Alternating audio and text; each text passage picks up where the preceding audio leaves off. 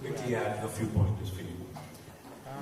Those who probably know about technology, those who work in the technology industry, or those who work closely with the technology industry, would know that our capital city of the state of Telangana, Hyderabad, is one of the most important hubs for technology in the world.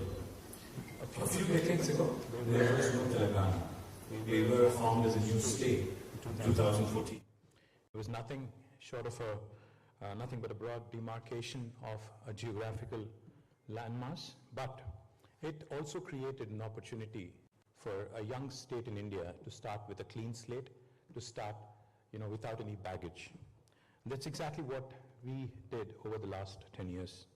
I was part of the government from 2014 until 2023 December as a minister representing multiple portfolios, including urban development, technology, industry, commerce, handlooms, textiles, etc., etc. So I speak from about 10 years of experience in a new state of India.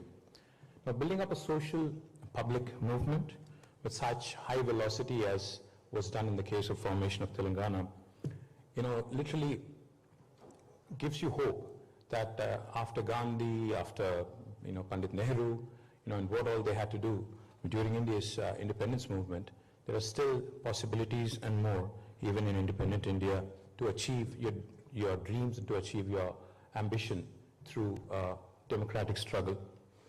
One of the things I would like to quickly point out, Darwin's theory, they say, survival of the fittest. What makes Telangana special? What is so good about Telangana? We have done a number of things which probably have not been seen in any state in independent India in the last 78 years. How many of you in this room probably know? I am not sure. But if you just pull out your phone and probably type in Google, just do a quick search in Google, world's largest lift irrigation project. The world's largest lift irrigation project, a multi-stage lift irrigation project. Now, many of us in this room, I'm sure, have heard of the Three Gorges Dam in China and how the Chinese execution and how quickly they move when it comes to how agile they are when it comes to execution, etc. But if you just Google the world's largest lift irrigation project, you would realize that it is in India and it is in my state, Telangana, and it was built within 3 years of time. Now, we lift water from about 80 meters above sea level all the way to 618 meters above sea level and irrigate nearly 45 lakh acres every single season. Now, this also is something that goes to show you that even in a democracy, a vibrant democracy, infrastructure projects can be made to happen in a timely manner. Of course, meeting with all the resistors, all the potential challenges, potential impediments, etc., we were able to deliver. Not only the world's largest lift irrigation project, but we are also the first state in India to have completed a massive project with almost $7 billion US, ensuring that every single home in Telangana, which is about 10 million homes, are provided with a portable drinking water connection.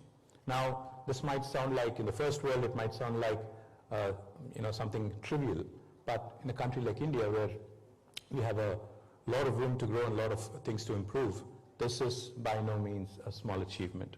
Likewise, let me also share quickly the world's largest campuses of Google, Microsoft, Amazon, Facebook, Meta as it's called, and the most valued technology companies in the world, including Apple, Salesforce, ServiceNow, Novartis, Medtronic, all of their largest campuses outside of the US and outside of their headquarters are today in my state, my city, Hyderabad.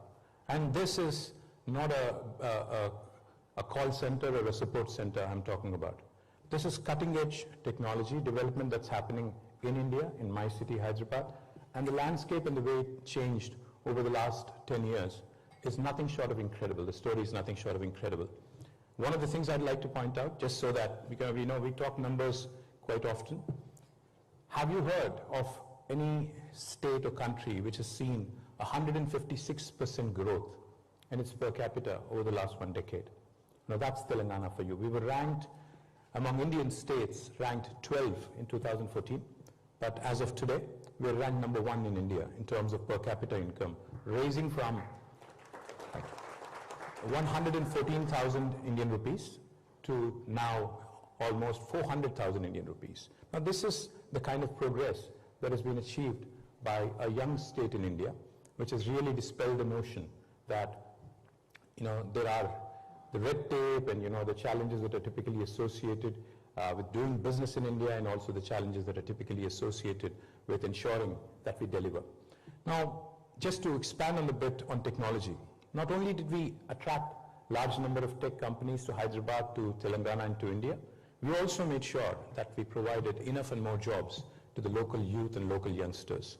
The number of jobs when we assumed office in 2014 in tech industry alone was about 323,000. But by the time we relinquished office, that rose almost to 1 million, a whopping 10 lakh jobs. Now, also, that reflects in the numbers and performance of our technology exports. When we assumed office, the technology exports from Telangana were about 56,000 crores of rupees, Indian rupees, 56,000 crores of Indian rupees.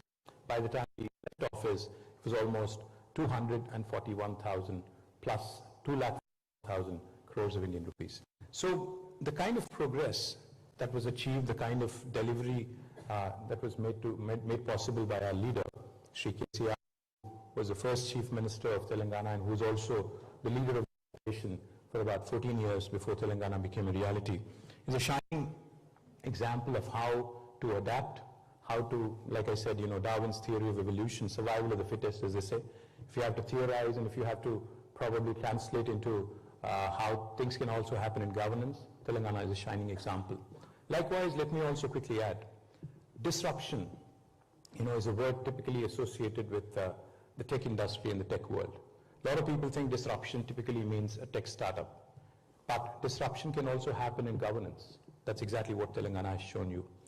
For the last 78 years, we have the same set of officers, the bureaucrats, the civil servants, which by the way is a legacy from England, the ICS and the IAS and the IPS and the IFS, the Indian Foreign Service, Administrative Service, Police Service, Fire Service, etc., etc., is a legacy that India had gotten post-independence. The officers have not changed. The red tape, of course, has come down a big time, but in Telangana, we are ranked today as the state with the most ease of doing business in the country, as per Government of India and Niti Aayog. And there is a reason why we have been able to achieve that.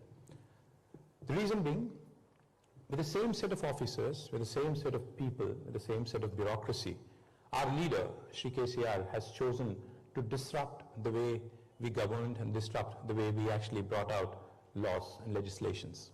The first piece of legislation I will talk about quickly is something called as the TS-IPAS. Now the TS-IPAS literally is, it abbreviates for Telangana State Industrial Project Approval Self-Certification System. Anyone in this room, for instance, wanted to launch operations in India, and if you had to choose a state, because India is a very diverse country where everything changes every 100 kilometers.